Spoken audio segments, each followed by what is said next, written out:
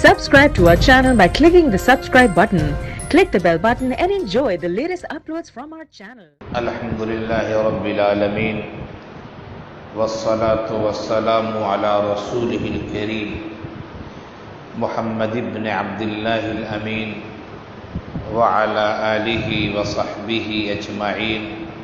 Amma ba'd, fa inna Allah tabaraka wa ta'ala أنزل سورة الفاتحة في القرآن الكريم وإنه يقول أعوذ بالله من الشيطان الرجيم بسم الله الرحمن الرحيم الحمد لله رب العالمين الرحمن الرحيم مالك يوم الدين إياك نعبد وإياك نستعين اهدنا الصراط المستقيم صراط الذين أنعمت عليهم غير المغضوب عليهم ولا الضالين آمین. مسجد صحابہ حمزہ کالونی کے مصلیان کرام اور اس مسجد کے امام صاحب، اللہ کا شکر ہے اور اس کا احسان ہے کہ درس قرآن کا آغاز اس مسجد میں کیا گیا. اس سے پہلے قرآن کے تعارف پر درس دیا گیا تھا. اب اس کے بعد جو قرآن کی صورتیں جو آیتوں کے لحاظ سے چھوٹی چھوٹی ہیں، کم مقدار والی صورتیں ہیں جس میں آیات کم ہیں، ان کی تفسیر کا سلسلہ شروع کیا جاتا ہے اور پھر ایک مجلس میں ایک سورت کی تفسیر انشاءاللہ بیان کی جائے گی. آج جس سورت کی تفسیر کا ہم نے ارادہ کیا ہے وہ ہے سورۃ الفاتحہ. سورہ فاتحہ قرآن کریم کی انتہائی عظیم سورت ہے. اس سورت کے متعدد نام ہیں. علماء کرام نے، علامہ سیوطی علیہ الرحمہ نے، اسی طرح دیگر علماء کرام نے متعدد نام اس سورت کے بیان کیے ہیں اور وہ نام یقیناً احادیث سے ماخوذ ہیں، منمانی نہیں ہیں. احادیث میں، قرآن میں اس کا تذکرہ ہے. تقریباً 25 نام ہیں سورۃ الفاتحہ کے، لیکن ان 25 ناموں میں چند نام انتہائی مشہور ہیں. جیسے اس سورت کو، سورہ فاتحہ کو ام الکتاب بھی کہا جاتا ہے. اسی طرح اس کا ایک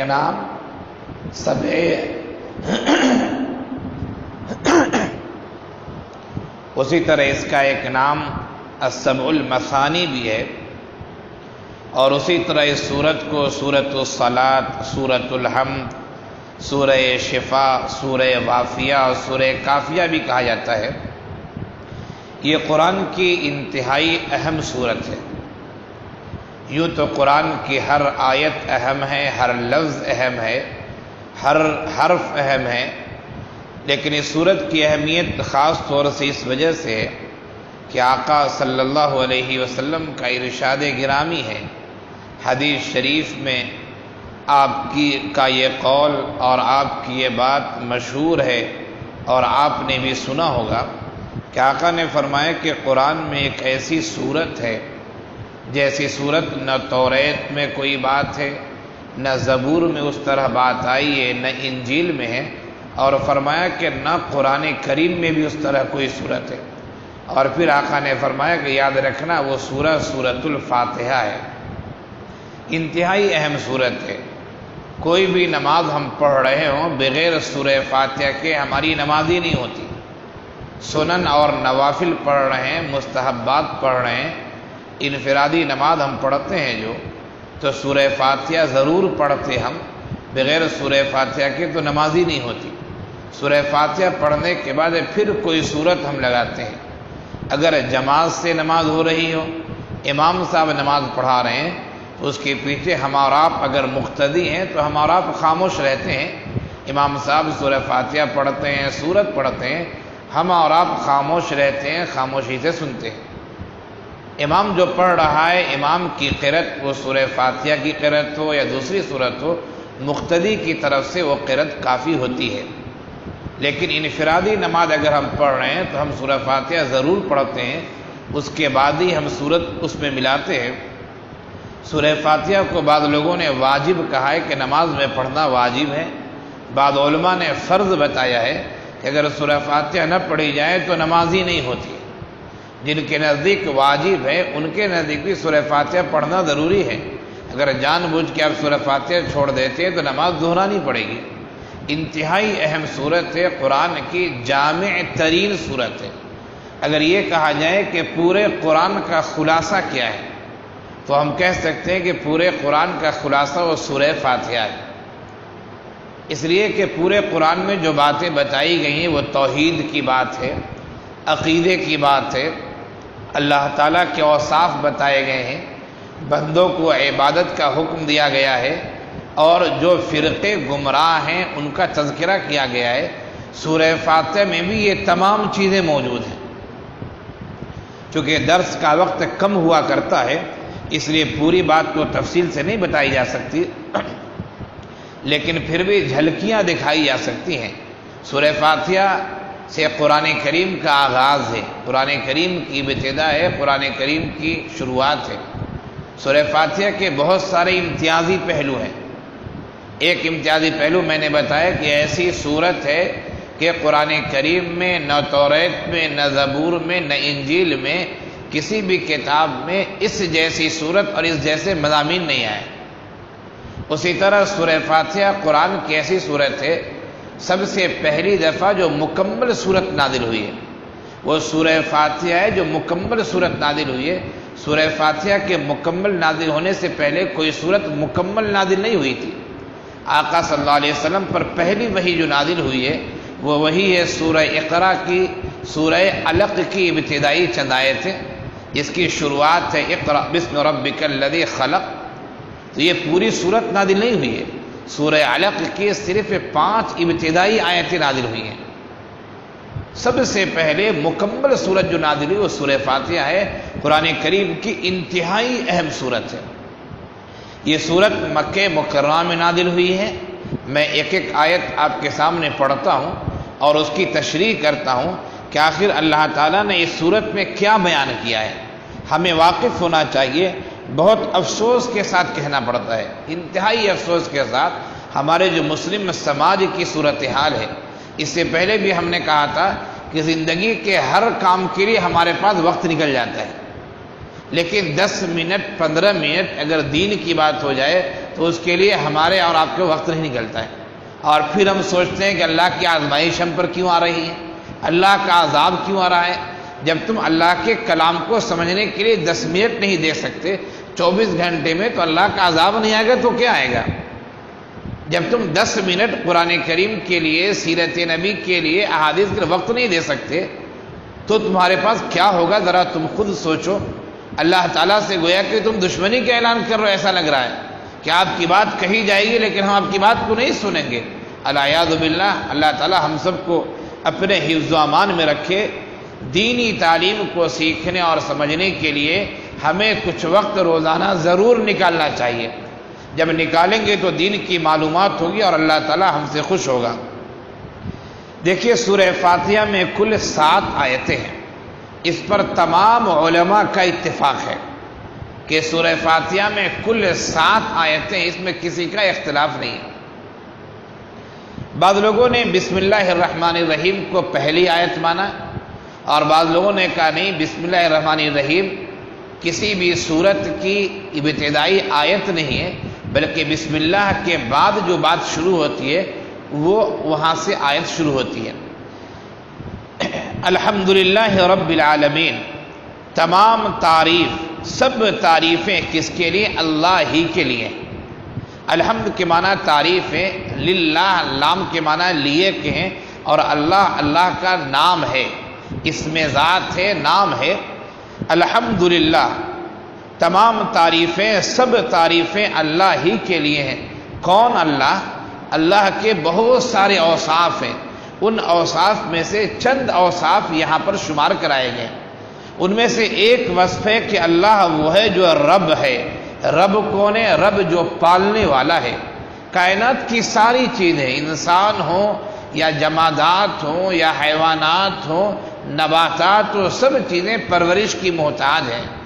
بغیر پرورش کیے ہوئے کوئی چیز بڑھتی نہیں ہے۔ ہم زمین میں بیج ڈالتے ہیں، یوں ہی پودا نہیں نکل آتا، اللہ تعالیٰ اس کی نگرانی کرتا ہے، اللہ دیکھ ریکھ کرتا ہے، اللہ کی حفاظت میں کائنات کی سب چیزیں پروان چڑھتی ہیں۔ تو اللہ کی ایک صفت ہے کہ رب وہ پالنے والا ہے۔ فرمایا رب العالمین، جو تمام جہان کا پالنے والا ہے۔ حمد کسے کہتے ہیں؟ حمد اصل میں تعریف کو کہتے ہیں۔ کسی کی بھی تعریف کی جائے، ایک انسان کی اگر تعریف کی جائے کہ انسان بہت خوبصورت ہے، کسی درخت کی تعریف کی جائے کہ درخت فائدہ مند ہے، تو یہ اللہ تعالیٰ کی سمجھیے کہ واسطے کے ذریعے تعریف ہوتی ہے۔ انسان خود سے خود خوبصورت نہیں ہو گیا ہے، اس کو خوبصورت بنانے والا کوئی اور ہے، اور وہ اللہ کی ذات ہے جس نے خوبصورت انسان کو پیدا کیا ہے۔ تو تعریف آپ کسی بھی چیز کی کریں، وہ واسطے کے ذریعے اللہ تعالیٰ کی تعریف ہوتی ہے۔ اسی لیے تمام تعریفیں اللہ تعالیٰ کے لیے ہیں۔ ہمارے استاد محترم، ہندوستان کے مشہور عالم دین حضرت مولانا محمد عارف سنبھلی علیہ الرحمہ نور اللہ مرقدہ، میں نے ان سے تفسیر پڑھی ہے، قرآن کی تفسیر پڑھی ہے۔ ہندوستان کے بہت مشہور اور پختہ عالم تھے، ان کا انتقال ہو گیا ہے۔ اللہ تعالیٰ ان کی قبر کو نور سے بھر دے، ان کی قبر کو جنت کی کیاریوں میں سے ایک کیاری بنائے۔ انہوں نے جب ہمیں یہ تفسیر پڑھائی تو الحمد کا انہوں نے ایک ترجمہ، نرالا ترجمہ کیا، اور فرمایا الحمد کا مطلب یہ کہ تمام ایسی تعریفیں جو کسی معبود کے لیے ہو سکتی ہیں، وہ تمام تعریف اللہ کے لیے ہیں۔ کیوں؟ اس لیے کہ اللہ کے علاوہ کائنات کا کوئی معبود نہیں ہے۔ کوئی اگر بدھ کو معبود مانتا یا کسی اور کو معبود مانتا، دیوی دیوتاؤں کو معبود مانتا، وہ معبود نہیں ہے، وہ سب غلط ہے۔ اگر کوئی معبود ہے تو صرف ایک ذات ہے اور اللہ کی ذات ہے۔ تو معبود کی جتنی تعریفیں ہو سکتی ہیں، وہ تمام تعریفیں اللہ رب العزت کے لیے ہیں، اللہ جل جلالہ کے لیے ہیں۔ کیوں؟ اس لیے کہ اس کے علاوہ کائنات کا کوئی معبود نہیں ہے، حقیقی معبود وہی ہے۔ الحمدللہ رب العالمین، تمام تعریف اس اللہ کے لیے ہے جو تمام جہان کا پالنے والا ہے، پرورش کرنے والا ہے، پروردگار ہے، پالن ہار ہے۔ اس کے بعد پھر اللہ کا ایک وصف اور بیان کیا گیا رب کے بعد کہ الرحمن ہے وہ، اور پھر ایک وصف بیان کیا گیا کہ الرحیم ہے۔ رحمان کا مطلب ہے کہ بے حد مہربان ہے۔ رحمان میں رحم و کرم کا زیادہ معنی پایا جاتا ہے رحیم کے مقابلے میں، اس لیے رحمان اللہ کی صفت ہے، خاص صفت ہے اللہ کی، اور بے حد مہربان اللہ ہے۔ اللہ کتنا مہربان ہے ہم اسے ایک حدیث شریف سے سمجھ سکتے ہیں۔ آقا صلی اللہ علیہ وسلم نے ارشاد فرمایا کہ اللہ تعالیٰ نے محبت کے 100 حصے کیے ہیں، اپنی رحمت کے، محبت کے، شفقت کے 100 حصے اللہ نے کیے۔ ان 100 حصوں میں سے محبت و رحمت کا ایک حصہ اللہ نے دنیا میں بھیجا ہے، 99 حصے اللہ کے پاس موجود ہیں۔ اب وہ کتنا مہربان ہوگا سمجھ سکتے ہیں آپ، لیکن شرط یہ ہے کہ ہم اسے مانگے تب وہ دے گا نا۔ ہم اللہ سے اعراض کریں، ہم اس کی عبادت نہ کریں، اس کے کلام کو نہ سمجھیں، اس کی بات کو نہ سمجھیں، ہم منمانی کرتے رہیں تو پھر اللہ کی رحمت کے مستحق ہم کیسے ہو جائیں گے؟ تو 99 رحمت اللہ نے اپنے پاس رکھے ہیں، ہمیں چاہیے کہ ہم اسے مانگے، وہ دینے والا ہے، ضرور دے گا۔ الرحمن، وہ بے حد مہربان ہے، الرحیم، نہایت رحم و کرم کرنے والا ہے۔ مزید اللہ کی ایک صفت اور بیان کی جا رہی، اور وہ یہ ہے کہ وہ اللہ جو ہے رب العالمین جو ہے وہ بدلے کے دن کا مالک ہے۔ یوں تو اللہ پوری کائنات کا ہر لمحہ ہر وقت مالک ہے، لیکن دنیا میں ہمیں بہت سارے مجازی مالک نظر آتے ہیں.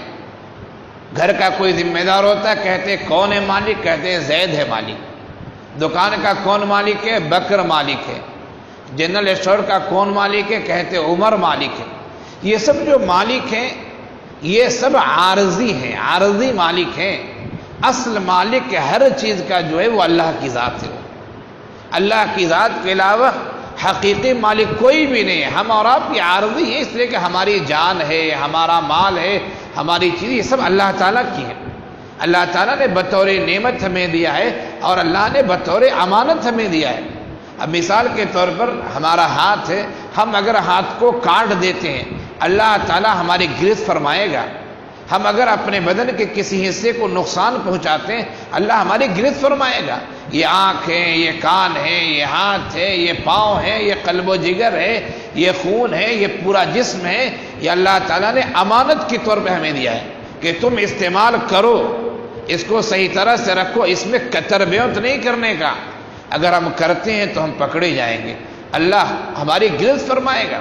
اسی لیے جو لوگ سوسائڈ کر لیتے ہیں، جو لوگ خودکشی کر لیتے ہیں اور مر جاتے ہیں، اللہ کے نزدیک وہ بہت بڑے مجرم ہیں. اس لیے کہ اللہ نے یہ جان امانت کے لیے دیا تھا.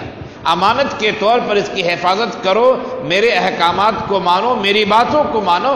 تو نے ہماری دی ہوئی جان کو ہلاک کیوں کر دیا؟ تو نے سوسائڈ کیوں کر لیا؟ اللہ تعالیٰ مالک ہے کائنات کی ہر چیز کا اور ہر لمحے وہ مالک ہے. لیکن خاص طور سے قیامت کا دن ہوگا، حشر کا میدان ہوگا، اللہ تعالیٰ کی عدالت قائم ہوگی، انبیاء کرام ہوں گے، سارے لوگ ہوں گے.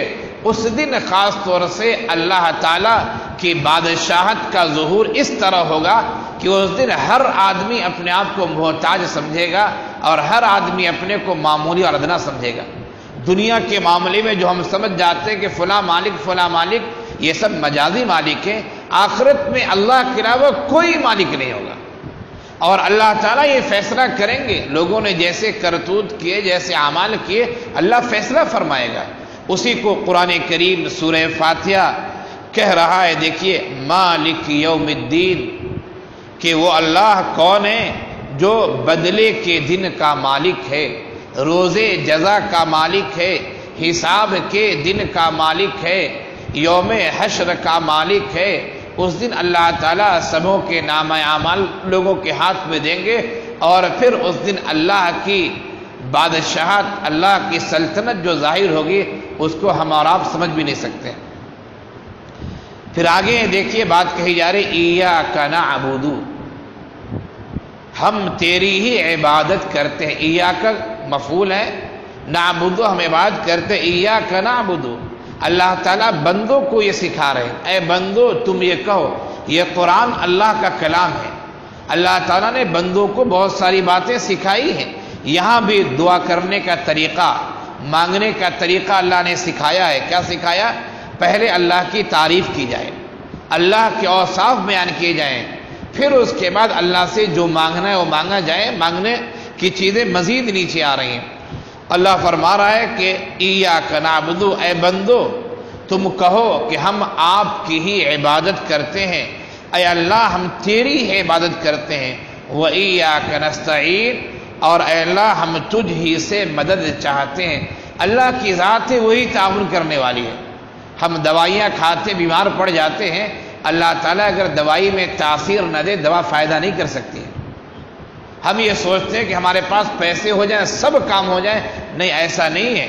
اللہ تعالیٰ تاثیر رکھتا ہے تب جا کے وہ کام ہوتا ہے.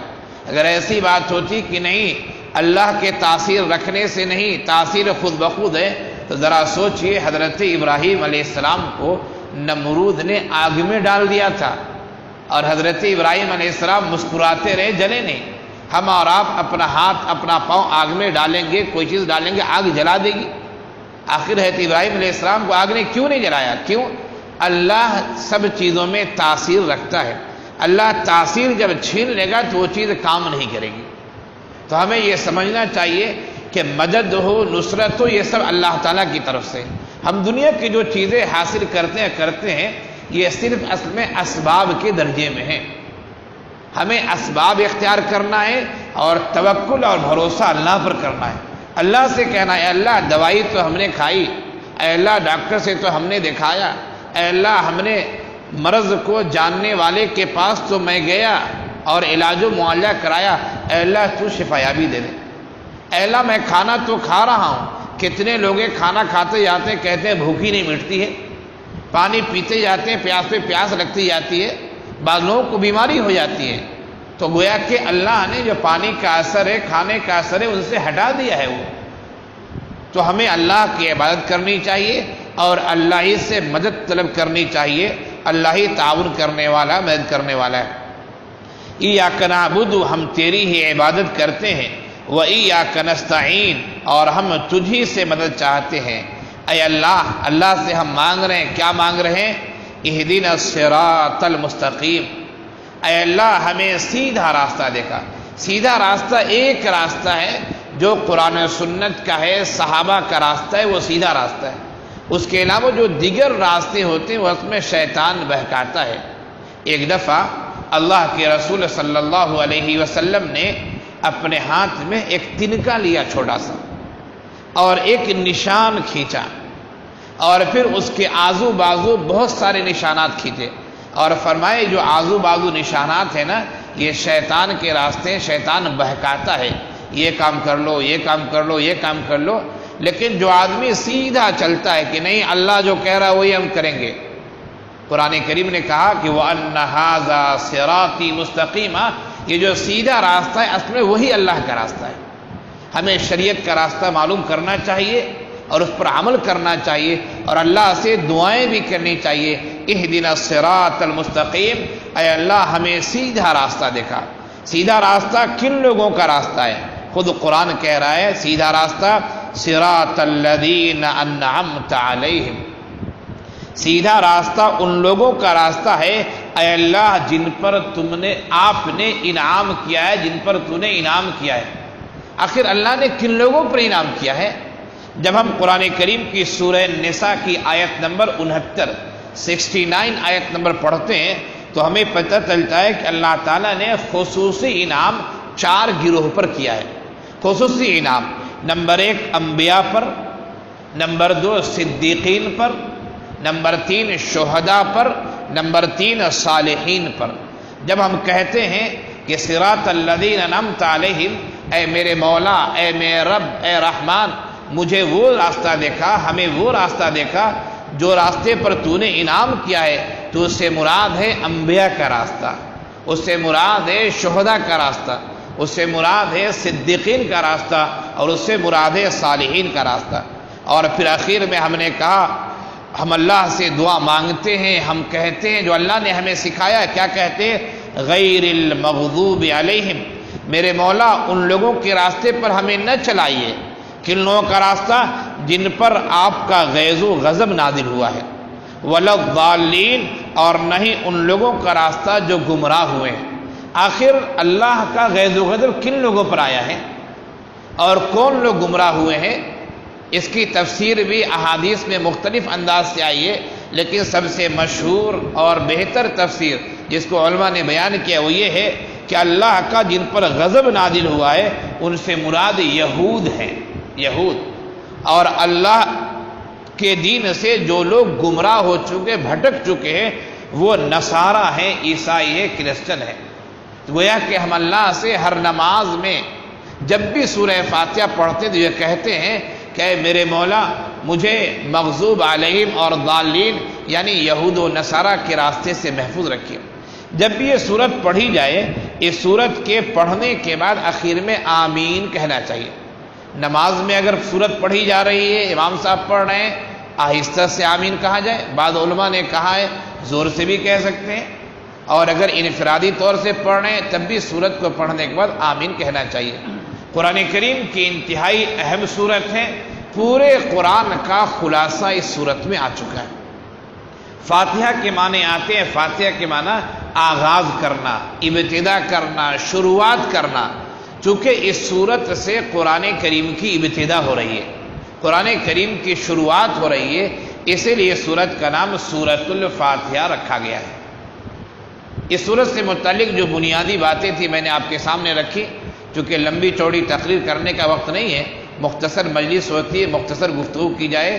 اللہ تعالی ہمیں اور آپ کو سمجھنے کی توفیق عنایت فرمائے، اس کے لیے ہمیں دعا کرنی چاہیے۔ ایک دفعہ اور پوری سورت کا ترجمہ کر دیتا ہوں تاکہ آپ کے ذہن میں اس کے معنی اور اس کے مفاہیم رہیں۔ سورہ فاتحہ کی تلاوت کی جا رہی ہے اور اس کا ترجمہ بیان کیا جا رہا ہے، غور سے سنیے۔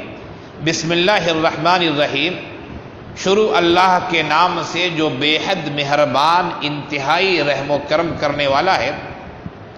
الحمدللہ رب العالمین، سب تعریفیں اللہ ہی کے لیے ہیں۔ کون اللہ؟ جو تمام جہان کا پالنے والا ہے۔ الرحمن الرحیم، جو بے حد مہربان، نہایت رحم والا ہے۔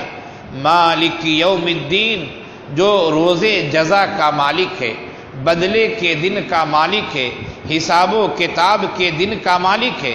یہ اللہ کے اوصاف ہوئے، اور ہمیں اقرار کرنا ہے۔ کیا اقرار کرنا ہے؟ ایاک نعبد، اے اللہ ہم تیری ہی عبادت کرتے ہیں، وَإِيَّاكَ نَسْتَعِينُ، اور اے اللہ ہم تجھ ہی سے مدد چاہتے ہیں۔ یہ اقرار ہونا چاہیے، اور صرف اللہ کی عبادت اور اللہ سے مدد چاہنا۔ مزید اللہ تعالیٰ سے ہم درخواست کر رہے ہیں، گزارش کر رہے ہیں۔ کیا کہہ رہے ہیں؟ اہدنا الصراط المستقیم، اے میرے مولا، اے رب العالمین، اے رب کائنات، ہم کو سیدھا راستہ دکھا۔ کون سا سیدھا راستہ؟ صراط الذین انعمت علیہم، ان لوگوں کا راستہ جن پر تو نے فضل فرمایا ہے۔ اور وہ کون لوگ ہیں؟ ان کی وضاحت میں نے آپ کے سامنے سورہ نساء آیت نمبر 69 کے حوالے سے تذکرہ کیا میں نے۔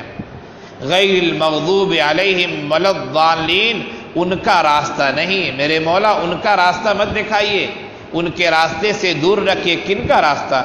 جن پر تیرا غیظ و غضب نازل ہوا ہے، اور ان کا راستہ جو گمراہ ہو چکے ہیں، بھٹک چکے ہیں، ان کے پاس صحیح دین نہیں، صحیح شریعت نہیں۔ یہ سورہ فاتحہ کی مختصر انداز میں تفسیر آپ کے سامنے پیش کی گئی اور ترجمہ پیش کیا گیا۔ اللہ تعالی ہم سب کو اس سورت کو سمجھنے اور اسی طرح قرآن کریم کی دیگر آیتوں اور سورتوں کو سمجھنے کی توفیق عنایت فرمائے۔ آئیے دعا کر لیتے ہیں۔ اللہم انت السلام و منک السلام تبارک یا ذا الجلال والاکرام۔ میرے مولا، جو صورت پیش کی گئی ہے اور جو آیتوں کی تفسیر اور ترجمہ بیان کیا گیا ہے، میرے مولا اس کو صحیح طور سے سمجھنے اور عمل کرنے کی توفیق عنایت فرمائیے۔ میرے مولا، اس مجلس میں جو لوگ بیٹھے ہوئے ہیں، جتنے جوان ہیں، بوڑھے ہیں، ادھیڑ عمر کے ہیں، میرے مولا سب کے بیٹھنے کو قبول فرما لیجئے۔ مزید ہم سب کو میرے مولا توفیق دیجئے کہ آئندہ بھی ذکر کی مجلسوں میں، خیر کی مجلسوں میں، قرآن اور احادیث کی مجلسوں میں اور دینی مجلسوں میں ہم بیٹھے رہا کریں۔ میرے مولا ہمارے ساتھ جو مسائل ہیں ان مسائل کو حل فرما دیجئے، ہماری پریشانیوں کو حل فرما دیجئے۔ میرے مولا، جو نوجوان تعلیم سے جڑے ہوئے ان کو تعلیمی لائن میں ترقی عنایت فرمائیے، جو کاروبار سے جڑے ہوئے ہیں ان کو حلال رزق میں اور حلال روزی روٹی میں وسعت عنایت فرمائیے۔ میرے مولا، ہمارے گھر میں اگر کوئی پریشانی ہے تو میرے مولا تو اسے دور فرما دے، جو مقروض ہیں ان کی قرض کی ادائیگی کی صورت فرما دے۔ میرے مولا، ہم سب کو خیر کی خوب سے خوب توفیق عنایت فرما۔ ہمارے ملک کی جو صورتحال ہے میرے مولا، تو کائنات کے ذرے ذرے سے واقف ہے۔ میرے مولا، ہمارے ملک میں اور پوری دنیا میں امن و سکون کا ماحول عنایت فرما دیجئے۔ ربنا تقبل منا انک انت السمیع العلیم وتب علینا انک انت التواب الرحیم۔ سبحان ربک رب العزة عما یصفون وسلام علی المرسلین والحمد للہ رب العالمین۔ لا الہ الا اللہ محمد رسول اللہ صلی اللہ علیہ وسلم۔ قل جاء الحق وزهق الباطل إن الباطل كان